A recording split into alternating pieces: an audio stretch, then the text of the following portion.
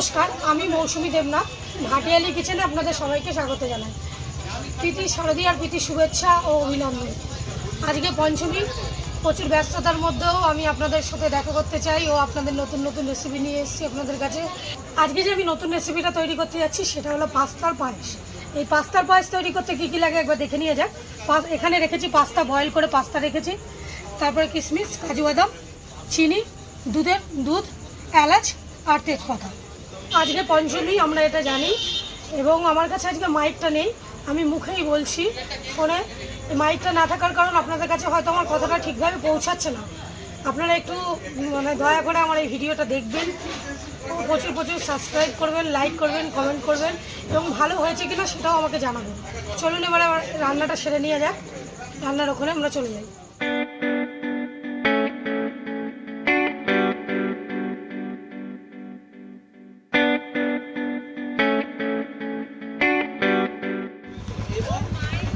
তাহলে আপনাদের অনুমতি নিয়ে আজকে আমি গ্যাসটা ধরিয়ে ফেললাম। এবার আমি দুধটাকে ভালো করে ফুটিয়ে নেব।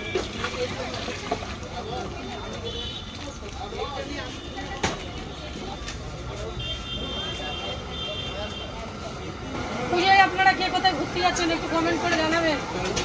ঠাকুর কটা ঠাকুর দেখলেন? আপনাদের ওখানে পুজোগুলো কেমন হচ্ছে একটু জানাবেন।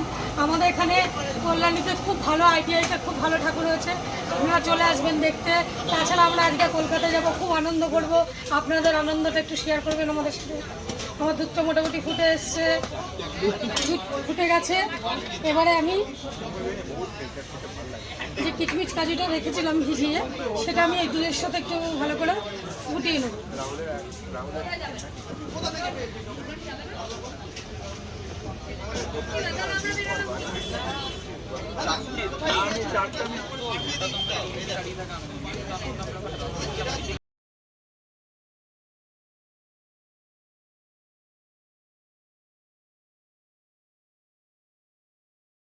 দুধটা খুব ভালো করে ফুটে গেছে, দেখাই যাচ্ছে।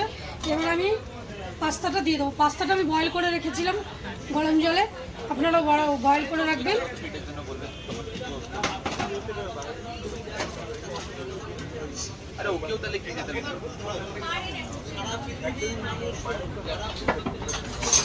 এবার পাস্তাটা দিয়ে আমি ভালো করে একটু ফুটিয়ে নেব।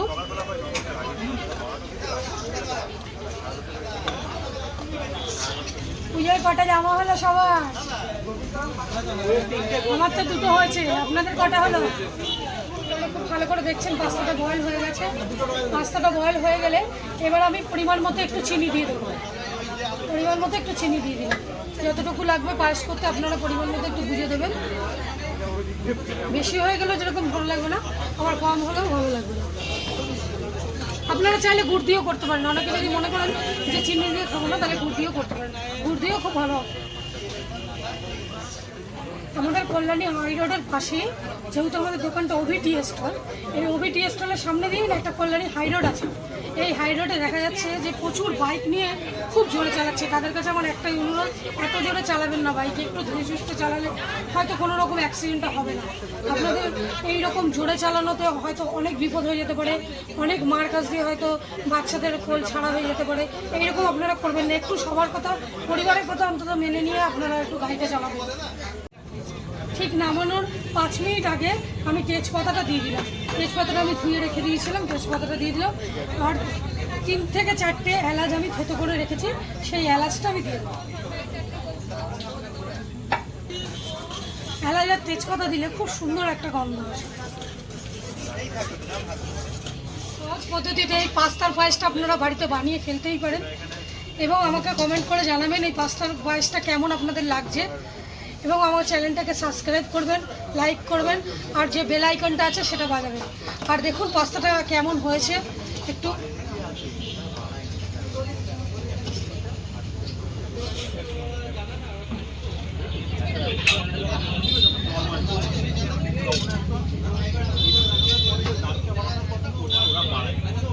আমার তো মনে হচ্ছে ইয়াম্মি লাগবে। আর যে পাস্তার পায়েসটা ছিল সেটা আমি রেডি করে ফেলেছি। খুব ভালো থাকবেন, পুজোতে প্রচুর আনন্দ করবেন, সব পরিবারের সাথে থাকবেন। এই বলে আমার এই ভিডিওটা শেষ করলাম। দেখা হচ্ছে পরবর্তী ভিডিওতে।